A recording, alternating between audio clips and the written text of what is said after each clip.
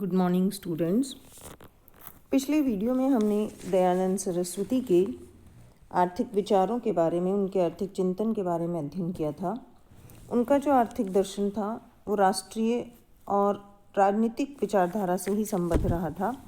आज हम उनके आर्थिक विचारों के अंतर्गत अर्थव्यवस्था या जो आर्थिक संगठन है उसकी संरचना किस प्रकार की होनी चाहिए, इसके बारे में उन्होंने जो विचार दिए उसका अध्ययन करते हैं।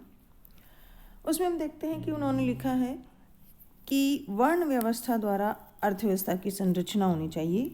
उनके विचार में समाज में रहने वाले लोगों को चाहिए कि वे उन कार्यों को आपस में बांट लें आवश्यकता के अनुसार, और सब अपने अपने गुण व कर्म स्वभाव के अनुसार अलग अलग काम चुन लें, तो जो प्राथमिक आवश्यकताएं हैं उनकी पूर्ति भली प्रकार से हो सकती है।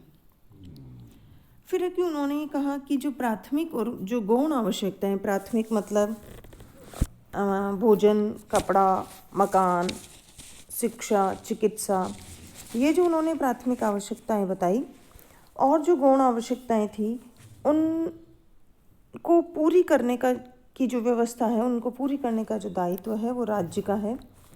महर्षि ने उत्पादन, विनिमय, वितरण की संरचना का जो दायित्व है वो भी राज्य का ही माना है। फिर मनुष्य के आर्थिक कल्याण में बहुत सारे बाधक तत्व हैं, वो उनमें मुख्य रूप से अज्ञान, अभाव एवं अन्याय को उन्होंने माना। इसीलिए वे एक सुव्यवस्थित अर्थव्यवस्था की संरचना के लिए एक अच्छे राज्य को सदैव इन शत्रुओं पर, इन बाधक तत्वों पर नियंत्रण करते रहना चाहिए, ऐसा उन्होंने कहा। फिर है वर्णों के व्रत। अज्ञान को मिटाने के लिए उन्होंने ब्राह्मण का जो वर्णों के व्रत का तात्पर्य है कि जो 4 वर्ण हैं, ब्राह्मण, वैश्य, क्षत्रिय और शुद्ध, इनके मुख्य कार्य क्या है, इनके कर्तव्य क्या हैं। कि ब्राह्मण का जो व्रत है वो अज्ञान को मिटाना है, अभाव को मिटाना वैश्य का, एवं अन्याय को मिटाने का जो व्रत है कर्तव्य क्षत्रिय का है, और इन तीनों वर्णों को सहयोग करने का जो कर्तव्य है या व्रत है वो है शूद्र का। वर्णाश्रम व्यवस्था के कुछ उन्होंने आर्थिक मौलिक पक्ष भी बताए कि कुशलता, शक्ति प्रतिमान, यथा योग्य दक्षिणा आदि। ये जो आश्रम व्यवस्था है हमारी, 4 जो आश्रम हैं, उन आश्रम व्यवस्था में उन्होंने सब वर्णों के, जो 4 वर्ण के लोग हैं, उनके व्यक्तिगत जीवन 25-25 वर्षों में विभाजित रहता है। ब्रह्मचारी के भरण पोषण की व्यवस्था करना राज्य का दायित्व होगा। फिर गृहस्थ आश्रम में गृहस्थ बनकर ही अपने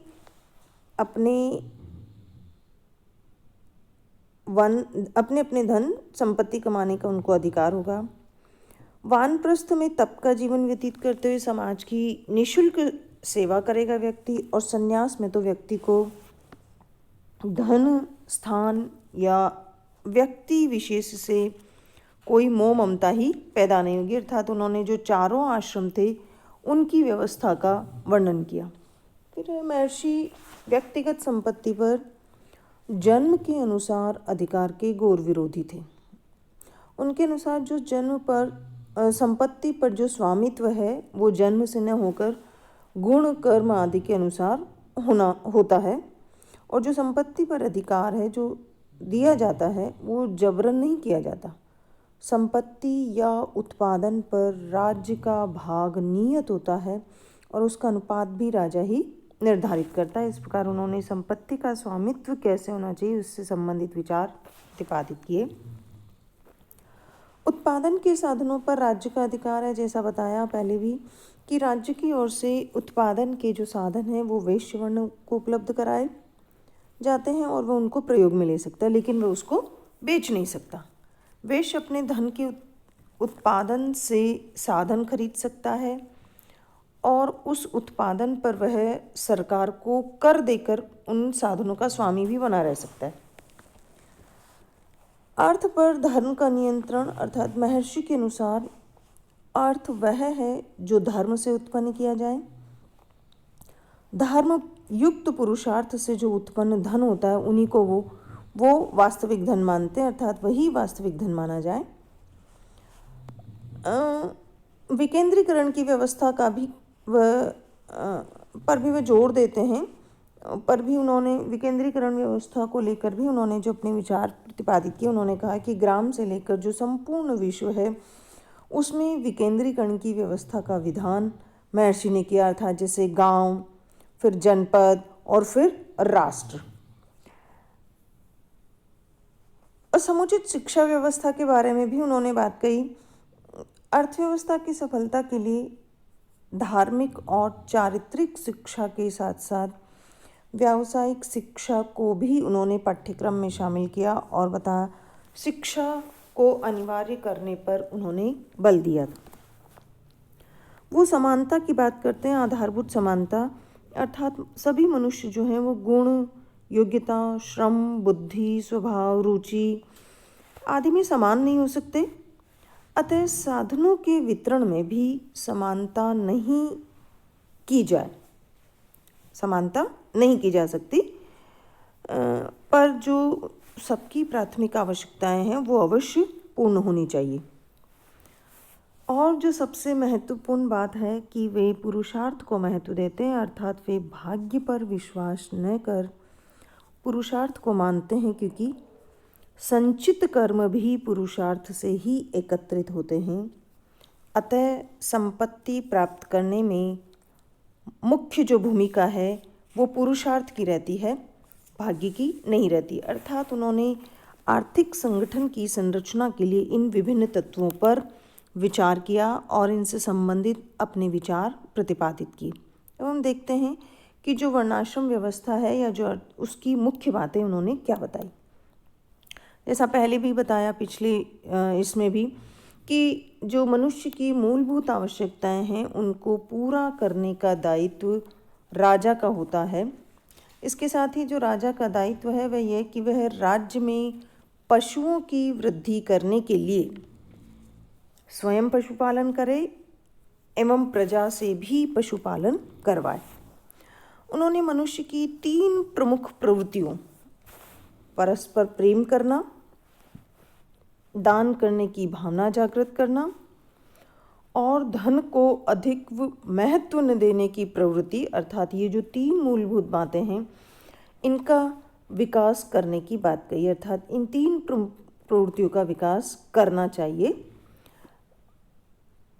जिससे अर्थव्यवस्था संतुलित होती है।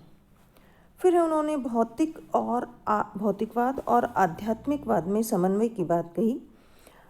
उन्होंने कहा कि इनमें समन्वय कर सब मनुष्यों की शारीरिक, आत्मिक और सामाजिक उन्नति पर जो व्यवस्था है वो बल देती है। फिर भोग और त्याग में समन्वय की बात करी, अर्थात उन्होंने त्याग पूर्वक भोगने के सिद्धांत की बात कही है। पूंजीवाद एवं समाजवाद के दोषों की समाप्ति की बात करते हैं। अर्थात इस प्रकार दयानंद ने अर्थव्यवस्था से संबंधित विचारों में सभी को एक कुटुंब माना और उनकी शारीरिक, आत्मिक, आर्थिक, धार्मिक और सामाजिक उन्नति करना प्रमुख लक्ष्य है, ऐसा माना है। फिर हम देखते हैं कि कुछ अर्थव्यवस्था की कुछ आर्थिक समस्याओं के बारे में भी उन्होंने विचार किया। उनमें सबसे पहले उत्पादन संबंधी समस्याएं।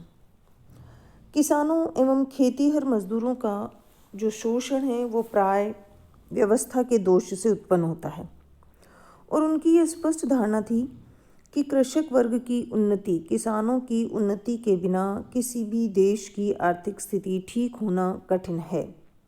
उन्होंने पूंजीपतियों और मजदूरों में आपसी सद्भाव पैदा कर एक समुचित व्यवस्था के निर्माण से उनके बीच जो आपसी संघर्ष है उसको समाप्त करने का सुझाव दिया।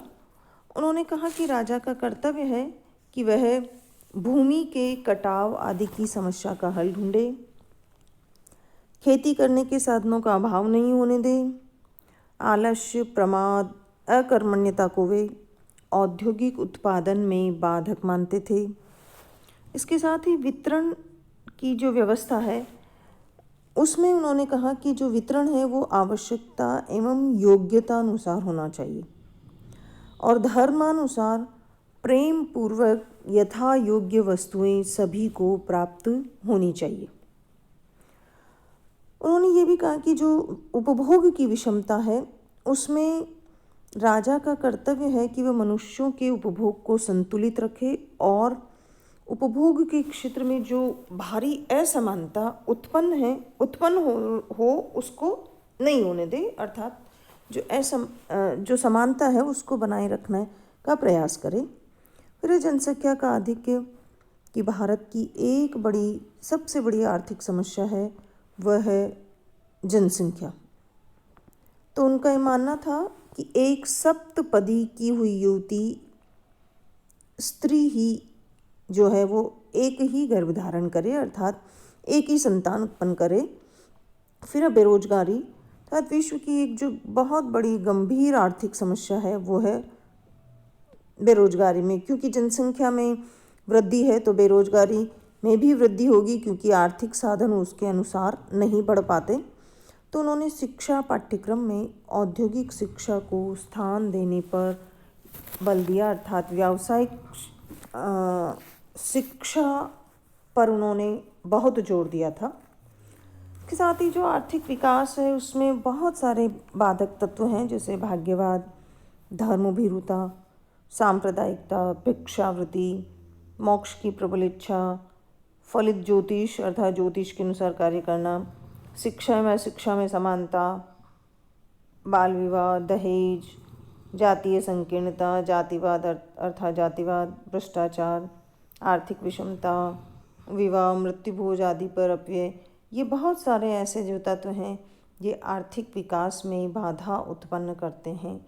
तो इनको दूर करने का प्रयास समाज एवं जनता के सहयोग से राज्य के द्वारा और जनता के द्वारा इनको दूर करने का प्रयास किया जाना चाहिए। इन सब बातों के आधार पर हम देखें कि उनकी जो विचार थे, तत्कालीन विचार, उनका हमारी आर्थिक जीवन में वर्तमान में क्या महत्व है, क्या उसका औचित्य है। तो जो उनकी प्रासंगिकता है कि जो स्वामी दयानंद सरस्वती का जो आर्थिक दर्शन था वो उनकी राष्ट्रीय और राजनीतिक विचारधारा से संबद्ध रहा था। तो उन्होंने किसान वर्ग को बहुत ऊंचा स्थान एवं सम्मान देते थे। वो कुटीर एवं ग्रामीण अर्थतंत्र के विकास के भी वो प्रबल पक्षधर थे। वर्णाश्रम व्यवस्था स्वीकार कर लेने से जो बेरोजगारी की बहुत बड़ी आर्थिक समस्या है वो नहीं होगी, क्योंकि सभी वर्णों और आश्रमों में सब अपने अपने नियत कार्यों में लगे होने से बेरोजगारी की समस्या उत्पन्न नहीं होगी। उनके विचार में मनुष्य, समाज और राष्ट्र की आर्थिक उन्नति के परिचायक हैं।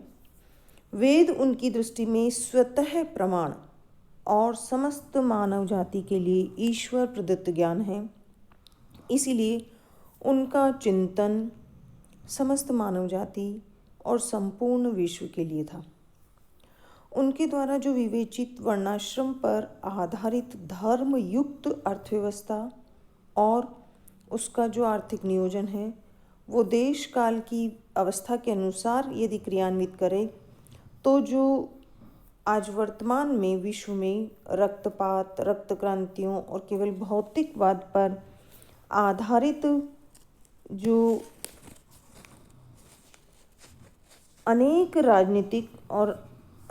राजनीतिक अर्थशास्त्रीय वादों का आश्रय लिए बिना ही हम देश में न्यायपूर्ण आर्थिक समानता स्थापित कर सकते हैं और राष्ट्र समृद्ध हो सकता है।